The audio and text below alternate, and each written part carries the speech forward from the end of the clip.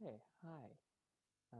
My name is Nathan, and I worked as a research assistant with conducting an experiment on the UW farm with my advisors, Eli Wheat from the Program on the Environment and Meg Chadsey from Washington Sea Grant.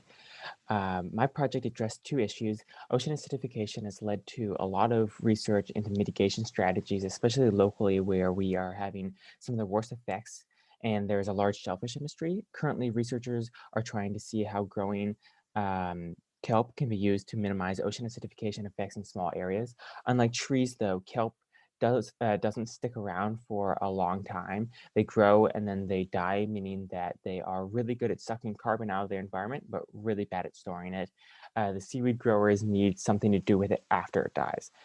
So this need to put the kelp somewhere presents an opportunity for many uses of kelp, including long-term carbon sequestration. So what we set out to address is the potential for kelp to be used in soil carbon sequestration. It is likely reasonable to assume that kelp will act like any other compost, but there is limited existing published research on this, so it's hard to know. That's how I landed on my research question. If dried kelp is applied to pasture, what difference is in grass growth, grass quality, and soil quality will there be? Um, so I designed and implemented, in collaboration with my advisors, an ongoing experiment on grasslands on the south end of the Union Bay Natural Area section of the UW Farm. Although the experiment is actually coming down this week. I monitored the impact of kelp post on the pasture.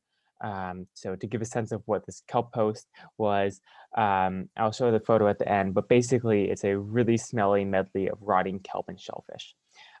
We are measuring many things, including the ratios of carbon and nitrogen isotopes in plant tissue, the carbon in the soil, and the grass growth. Currently, only early grass growth data is available because the remaining samples are yet to be processed. I additionally interviewed a number of people involved in kelp research and in the industry to get feedback on the experiment and discuss ideas for future research. So what we found so far is promising.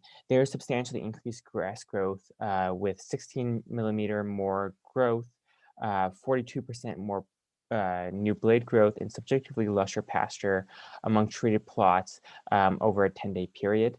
Although they are certainly not conclusive, as can be seen by the error bars. And I have since taken two additional sets of grass growth measurements, which show increasing trends, but I have not completed full analysis on those yet. What this tells us is that there is likely increased root growth and hence more carbon being stored in the soil. Hard to know the full extent until the other data becomes available, though. Based on conversations with researchers and the literature from the field, the extent to which increased growth of the grass is caused by improved nutrient availability and soil conditions versus hormonal influence of the kelp is not known. This is one of the most shocking things I learned from the research, since I would never have expected there to be a hormonal influence on terrestrial plants from a species of another kingdom. We plan to conduct a study over summer, though, to narrow down the possibilities by using kelp extracts. So what can all this tell us? Well, kelps grown in aquaculture likely can play a role in agriculture by acting as a compost or fertilizer, and uses for kelps and other seaweeds can be beyond direct-to-consumer goods, those being things like cosmetics and ice creams, etc. This means that there are increasing post-growth uses for aquaculture kelps grown for ocean acidification mitigation, and this will be a benefit for shellfish and seaweed growers because it will make kelp aquaculture more economically viable.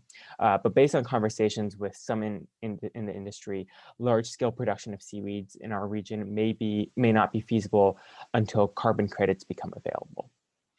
At this time, I'd like to thank Eli Wheat and Meg Chadsey for guiding me through this process and working with me, Washington Sea Grant for funding the lab work for this project, and the researchers who took the time to talk with me. Thank you.